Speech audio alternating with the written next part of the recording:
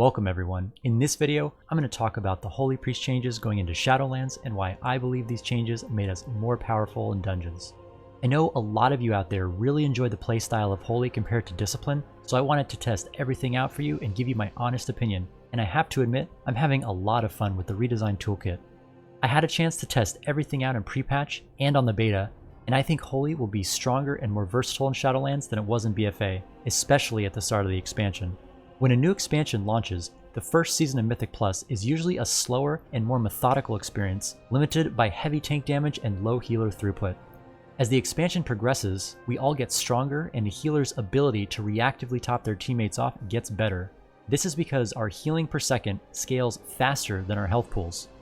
For this reason, specs that excel at raw HPS, like Holy Priests, are much more valuable early on in the expansion, where specs that can output more damage are generally preferred later on. Now, I'm not saying that DPS has no value early in the expansion, or high HPS isn't required later in the expansion, just that a lot of the HPS gaps get shored up by gear and power progression systems the longer we progress through the expansion. So how is Holy Priest better in Shadowlands? Holy Priest is stronger in dungeons for two main reasons. First, the talent rework has given us more flexibility and healing throughput to push out sustained levels of HPS in a dungeon environment. And second, the addition of Shadow Word Pain and Shadow Word Death allows us to contribute more single target DPS to narrow the damage gap between Holy Priest and other healing specs. Even if the Holy Priest AoE damage might not look amazing on the damage meters, a healer's primary DPS goal is chipping away at the highest health mob to speed up the pull. So applying Shadow Word Pain, using Holy Fire on cooldown, and using Shadow Word Death in execute range adds a lot of single target damage to our kit, which is the most important damage a healer can provide. One of the things I like most about the current state of the Holy Priest talents is there are several options in many of the rows that you can customize to your playstyle or your specific needs in a dungeon. In the level 15 talent row, Trail of Light and Renewed Faith are both viable options. Trail of Light was the go-to talent in BFA and is still a solid throughput and efficiency pick. But the addition of Renewed Faith gives us the option of using our Renew as a healing buff, either to amp up heals on one particular target or to pre-hot our group prior to a large incoming damage burst. Renewed Faith also synergizes very well with Benediction if you choose to take that in the level 45 talent row. In the level 30 talent row, Guardian Angel is a must pick. There are three trade-offs you're always dealing with as a healer: overall healing throughput, critical and timely defensive healing, and DPS. This one talent allows you to dip into any of these three categories with each cast of Guardian Spirit. If you're looking to amp up your heals on a particular target for more throughput, the 60% healing bonus accomplishes just that. Someone's about to die and you're halfway through a GCD, you can use Guardian Spirit's Cheat Death to reactively save someone's life. Looking for more DPS to burn a high priority target? Pop Guardian Spirit on your tank and DPS hard for 10 seconds while they sustain themselves with their increased self-healing. I really like the flexibility of this talent and how you can use it as aggressively or defensively as you want. And with a talented 60-second cooldown, you can have it up for almost every dungeon pull. In the level 35 utility talent row, all three options are viable depending on what your group needs. If your group lacks knockbacks, taking Shining Force can be a great pickup on weeks like Sanguine or Necrotic to prevent mobs from healing or to save your tank. If your group needs more single target stuns and you want to upgrade your Incapacitate to a stun, Censure helps you cover the gaps with a very short cooldown stun in Holy Word Chastise. Psychic Voice is a great pickup if you expect to play a significant role in your party's AoE stun rotation. All in all, the Holy Priest utility talent row provides strong options to adapt to whatever your team needs for a given dungeon or affix. In the level 40 talent row, Surge of Light has always been a good pick that increases your mana efficiency and gives you access to an emergency instacast heal. While I think Surge of Light is a good pickup for Mythic Plus, Prayer Circle offers a large AoE HPS boost that can provide the AoE burst healing required for certain Mythic Plus encounters, including the new Shadowlands Season 1 affix, Prideful, where burning through all your mana with costly Prayer of Healings won't matter since the Prideful buff will charge you right back up to 100% mana once the mob dies. I think we'll see a lot of Prayer Circle in dungeons once Shadowlands launches. In the level 45 talent row, your two options are Divine Star and Benediction. Divine Star requires more setup and positioning, but provides a lot of DPS if used correctly. Benediction, on the other hand, won't give you more DPS, but it's a great passive healing throughput option that gains additional benefit if used in conjunction with Renewed Faith.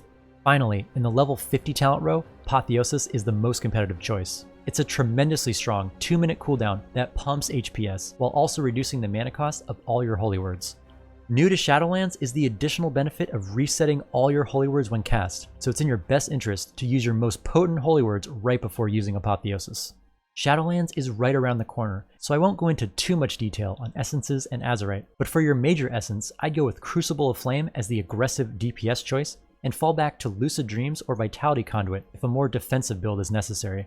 For minor essences, Conflict and Strife, Vitality Conduit, Spirit of Preservation, the Formless Void, Ever-Rising Tide, or Well of Existence are all solid choices under various circumstances. In terms of Azerite, Heart of Darkness is your best trait. Beyond that, Holy Priest Azerite traits aren't all that impactful in Mythic Plus, so I just pick the best traits you can on the highest item level Azerite pieces you have access to. I'd lean toward raw stat traits or even death throws for extra DPS. Now that we've gone over spells, talents, and touched on essences and Azerite, I want to talk about how to play the Holy Priest in dungeons, and how the changes to spells and talents factor into your decision making. Just like any other healer in Mythic Plus, your goal is to do everything in your power to speed up the dungeon. The most important way to speed up the dungeon, as a healer, is clearly not to let your teammates die. I always like mentioning this subtle distinction in my dungeon guides because preventing your teammates from dying is not the same thing as saying your job is to heal. If there is little to no damage going on your teammates, aggressively DPSing is the best use of your time and the best way to speed up the dungeon. Shadowlands has expanded our DPS toolkit, so I'll go over the best way to utilize our new DPS spells without sacrificing necessary healing. One of the things I like about DPSing as Holy is it's a lot more complex and nuanced compared to DPSing as Discipline. It's hard to go wrong DPSing as Discipline since it's part of the healing rotation. However, DPSing as Holy requires careful planning and an understanding of damage patterns since most of your globals will have to go to direct healing spells. For this reason, it's important to understand which spells do the most damage per cast and when you should weave them into your rotation. I use the term weave because unlike Discipline, where you want to apply atonements and then DPS as hard as you can until the atonements fade, Holy is all about alternating between healing and damage spells, so your healing gaps are partially covered by your Echo of Light healing over time. Anytime you cast direct healing spells, a percentage of that healing, determined by your mastery, gets applied to that target over the next 6 seconds. You can use this window to DPS while those Echo of Light ticks continue to heal your target. This is a great way to contribute a meaningful amount of damage without fully stopping your healing. So what is the spell priority you should use during these DPS windows?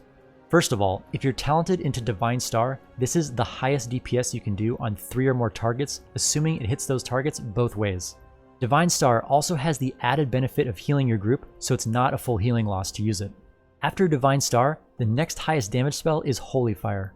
Holy Fire should be the first damage spell you use, assuming you can stand still to cast it. If you can't, use Shadow Word Pain while you're moving.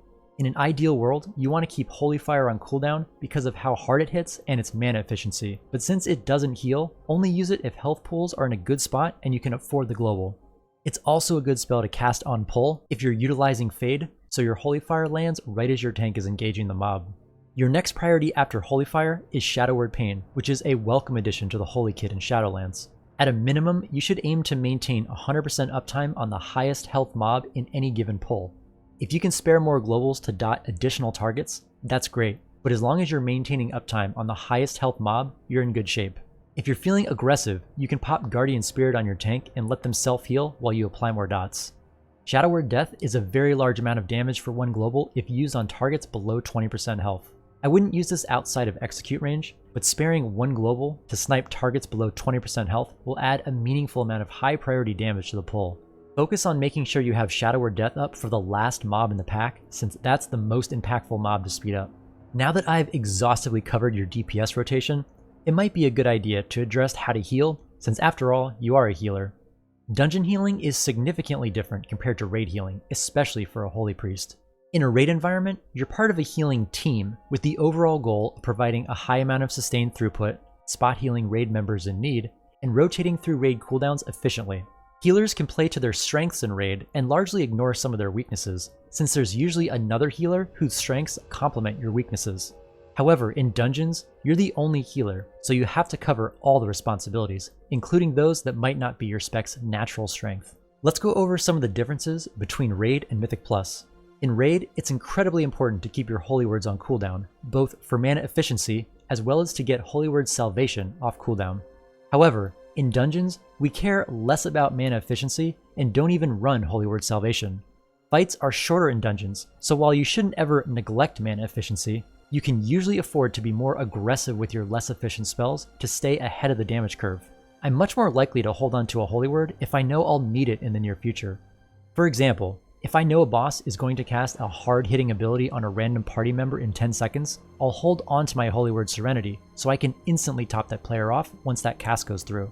I mention this example specifically because most raid guides out there will tell you to keep your Holy Words on cooldown, but in dungeons, that's not necessarily the best option. Another difference between raid and dungeons is the use of Renew. Renew is usually not a very high priority spell in raid unless you're on the move and looking for something to cast. However, in dungeons, Renew is a great spell to prepare for large incoming damage. It's also a good idea to keep Renew on your tank since you're the only healer supporting that tank. In a raid environment, the tank is getting healed by several people at once, so there's very little downtime in healing. However, as the only healer in a dungeon, if you have to move for a mechanic or you want to DPS, Renew is a small way to keep passive, sustained healing going on your tank. The key to healing dungeons as a Holy Priest is to lean into the spec's strengths while also shoring up the spec's weaknesses through proactive and aggressive gameplay. While Discipline might be the preferred spec by the community, Holy has a lot to offer, especially with the redesigned toolkit.